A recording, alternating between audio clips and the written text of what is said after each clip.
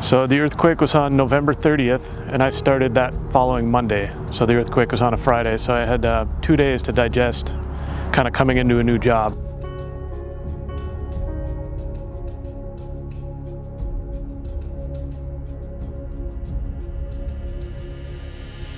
So I work under the operations section. We have two parts of that operations section. One is the State Emergency Operations Center, which is to gather intel, and then the response section, which I am under, which is we have a few folks that actually go out to assess damage on earthquakes, floods, snowstorms, and what have you.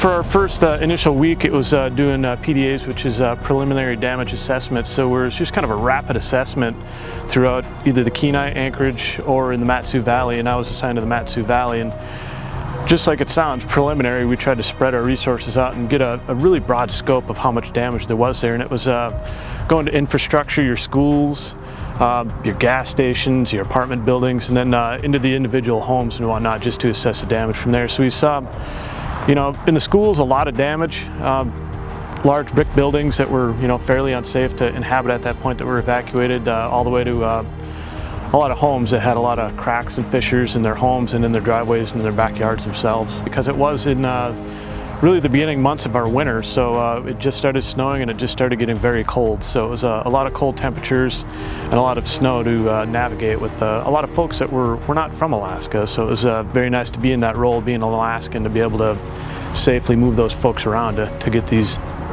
damage assessments done. A lot of the severely damaged homes, and seeing some folks that was their lifeline, that's what they had worked their lives for and retired in their homes, and they were fairly damaged. And you know, that kind of hit home to me that to try to get those folks some aid or point them in the right direction, you know. And it was very sad to see that, really, you know, these folks that did not want to leave their homes that were put in that situation. So just being a good steward as a person, you know, just making differences in people's lives makes you feel good when you go home at night, you know, put your head on the pillow. So yeah, it's a good feeling.